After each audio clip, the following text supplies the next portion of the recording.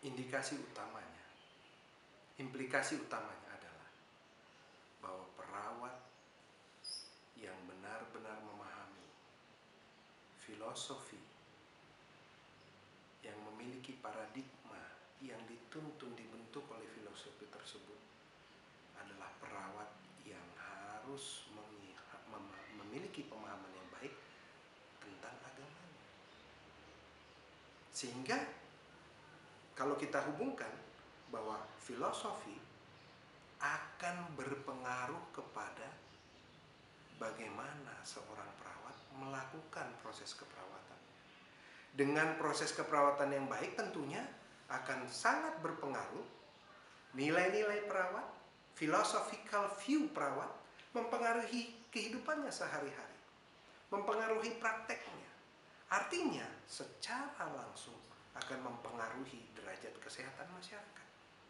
Itulah pentingnya bagaimana sekolah-sekolah, lembaga-lembaga pendidikan mendidik para siswa, calon-calon perawat profesional seperti Anda untuk memiliki filosofi yang benar, yang membentuk paradigma yang baik, yang nantinya akan mempengaruhi bagaimana masing-masing perawat ini setelah ditamatkan memiliki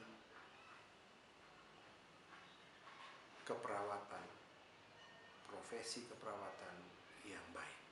Baik, kita akan sedikit maju dan berpikir tentang filosofi. Sedikit saja kita akan bahas bahwa filosofi, kalau kita lihat, banyak berhubungan dengan pertanyaan-pertanyaan tentang kebenaran dalam kehidupan. Dan pertanyaan-pertanyaan itu selalu mengikuti kita sepanjang hidup kita. Proses pemahaman akan kehidupan itu tidak pernah berhenti. Dan pertanyaan-pertanyaan filosofi yang sering muncul, contohnya apa itu kebenaran? Apakah saya bertanggung jawab dengan apa yang saya lakukan? Apakah manusia, apakah seorang perawat memiliki hak memilih? Apa itu keadilan? Dan pertanyaan-pertanyaan filosofis yang lain. Dalam filosofi memiliki beberapa komponen menurut Morris W. Di antaranya adalah logic. Logic itu adalah cara berpikir dan beralasan. Kemudian etik, estetik, metafisik, dan epistemologi. Keseluruhan dari cara pandang filosofis tersebut intinya adalah untuk memahami realitas kehidupan. Dan kita memiliki filosofi keperawatan dengan metaparadigmanya.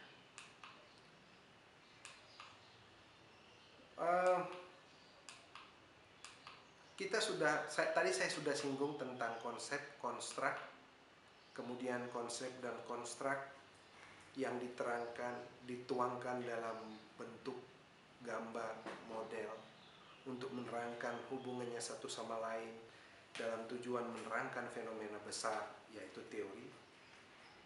Dan apabila hendak diukur itu disebut dengan variabel. Tentunya variabel itu ada apabila hendak diukur memiliki level of measurement. Level of measurement kalau kita hubungkan dengan pembelajaran di mata ajar statistik, ada nominal, ordinal, interval, dan rasio. Tadi juga sudah saya singgung terkait dengan variabel independent dan dependent. Baik, teori merupakan satu set konsep, definisi, dan proposisi. Dan kita perlu pahami bahwa di dalam teori tidak semua sudah diuji. Untuk itu memerlukan pemahaman dari masing-masing perawat untuk memilih teori mana yang cocok untuk menuntun penelitiannya. Dan tujuan utama dari teori adalah untuk menyiapkan kerangka kerja, framework ya, yang menghubungkan penelitian sehingga memiliki arti dan mampu untuk disimpulkan terhadap populasi. Disebut generalizable. Ya. Apabila teori tersebut digunakan, kita dapat menyimpulkannya untuk populasi. Maka itu kesimpulannya, tidak ada penelitian apabila teorinya tidak memiliki landasan teori. Bagaimana ada penelitian tidak memiliki landasan teori? Ya. Dan dengan penjelasan yang terdahulu pada video ini, kepada semua calon-calon perawat profesional saya peringatkan bahwa semua teori memiliki teoris-teoris yang membuatnya, dan teoris-teoris itu berbeda-beda latar belakangnya. Untuk itu, dalam membaca sebuah teori, memahami sebuah teori, pilihlah yang dekat dengan kita punya filosofi. Baik, sebagai kesimpulan kepada kita semua, Anda bisa lebih detail, secara detail baca di dalam PowerPoint keempat saya yang sudah kita bagikan, bahwa pengetahuan atau ilmu pengetahuan keperawatan sangatlah inklusif dan merupakan gabungan dari filosofi, teori, penelitian, dan kebijakan praktis dari disiplin. Dan sebagai profesional, pemahaman atau pengetahuan ini sangat penting di dalam menuntun praktek. Smith dan Lear mendefinisikan hal tersebut.